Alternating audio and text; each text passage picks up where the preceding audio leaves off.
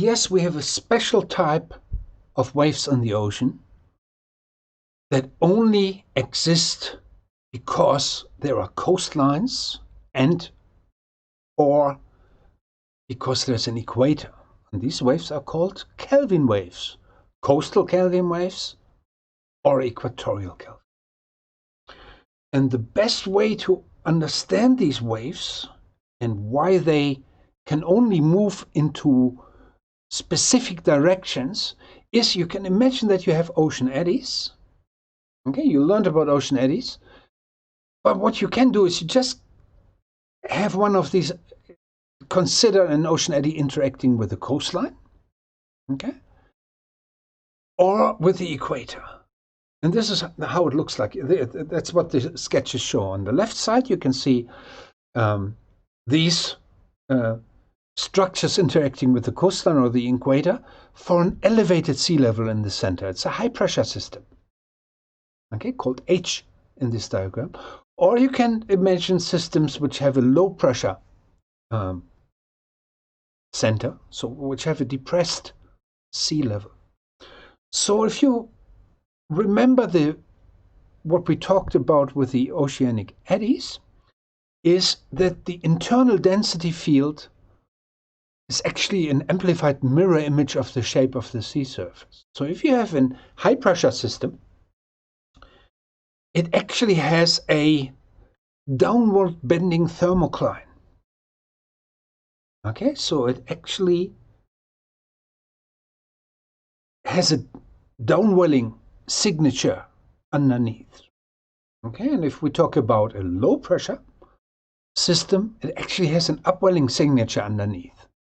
Okay, so when you see these surface sketches of surface disturbances, you can actually imagine what happens underneath in the ocean interior. So, but these structures here are waves. There are patterns that move along in the ocean, and they can only move into specific directions. Let's take the example of the high pressure system interacting with the equator that's shown here on the left. What these green arrows are the geostrophic currents induced or corresponding to the pressure gradients. Okay, then go back and restudy features of geostrophic flows. So the geostrophic flows are shown here. And now if you look at these structures, you actually notice that they produce a convergence in the eastern side, okay, and a divergence on the western side. So what this does is it actually moves water towards the equator in the east, and it produces a high pressure center in the east and removes the high pressure anomaly in the west. As a consequence of this feature, this is a wave that can actually only propagate to the east. It propagates from the west. So if you on the western side of the Pacific Ocean generate a high pressure anomaly like this, it will move all the way along the equator and hit the other side. Okay, and along its pathway, it will suppress upwelling that otherwise exists. Okay, because you learned about upwelling along the equator. The wave moves along and suppresses upwelling, and you learned about the upwelling that exists on the eastern side, suppresses the upwelling. And the coastal Kelvin waves operate the same way. Okay, they can only propagate with the coast on their right in the northern hemisphere or with the coast on their left in the southern hemisphere.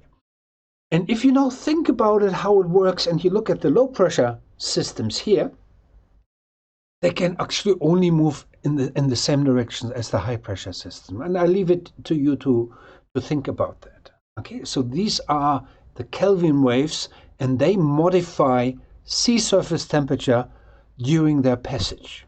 Okay, so that's an important thing. It will be hard to explain it to your grandma, but anyway, so these waves exist. I show you an animation. Okay.